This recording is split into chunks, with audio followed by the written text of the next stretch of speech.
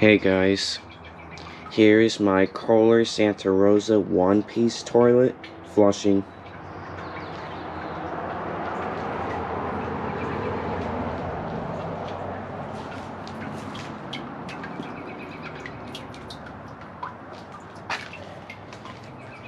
On the tank, we got the original aqua piston, the flush handle, and the fill valve is replacement.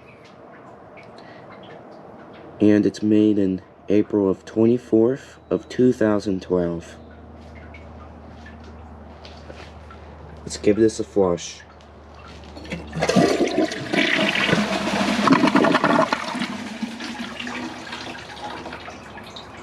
The flush seems strong enough, even though it's a bit short.